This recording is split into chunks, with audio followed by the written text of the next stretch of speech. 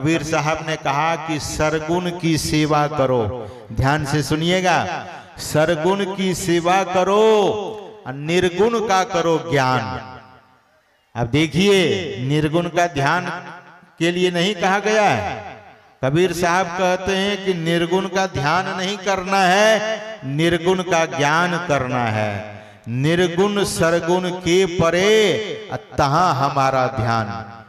ये कैसी बात है, ये कैसी वाणी है? निर्गुण और सरगुण दोनों के परे, यानी निर्गुण सरगुण के परे कौन है? परम प्रभु परमात्मा है। निर्गुण सगुण के पार में, सत असत हो के पार में, सब नाम रूप के पार में, मन बुद्धि वच के पार में, गोगुण विषय पंच पार में, गति भांति के हु पार में, सुरत निरत के पार में, सब द्वंद्व द्वैतन पार में, आहत अनाहत पार में, सारे प्रपंचन पार में, सापेक्षता के पार में, त्रिपुटी कुटी के पार में, सब कर्म काल के पार में, सारे जंजालन पार में, अद्वय अनामय अमल अति आधेयता गुण पार में, सत्ता स्वरूप अपार सर्वा धार में तू पार में, पुनि ओम सोहम पार में, और सच्चिदानंद पार में है, अनंत व्यापक व्याप्य जो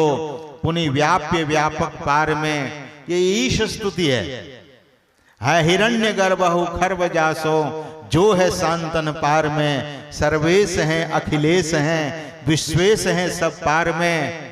यहाँ तक तो सदगुरु महाराज कहते हैं कि ये सर्वेश और अखिलेश विश्वेश, अखिल का जो ईश है, अखिल ब्रह्मांड का, निखिल ब्रह्मांड का, और सर्व ईश, सबों के ईश, सबों के ईश के भी जो ईश हैं वो सभी के परे हैं।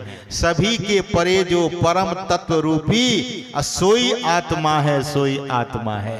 सज्जनों, उस परमात्मा को कैसे प्राप्त करेंगे? तो सदगुरु महाराज ने इस स्तुति में वह सदयुक्ति देने की कृपा की है। क्या कहते हैं? सत शब्द धर कर चल मिलन, आवरण सारे पार में। ध्यान से सुनिएगा, ये बहुत ऊंची बात है। सत शब्द धर कर चल मिलन, सत शब्द कहाँ मिलेगा?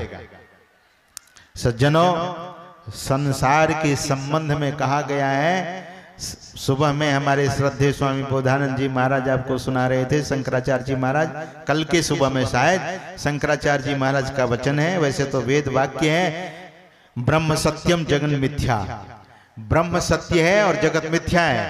सत शब्द कहाँ मिलेगा? सत शब्द बाहर में नहीं है, वह सत्य शब्द है ओम। इसीलिए सदगुरु महाराज कहते हैं, भजो ओम ओम प्रभु नाम यही, अब भजो ओम ओम में ही नाम यही ओम।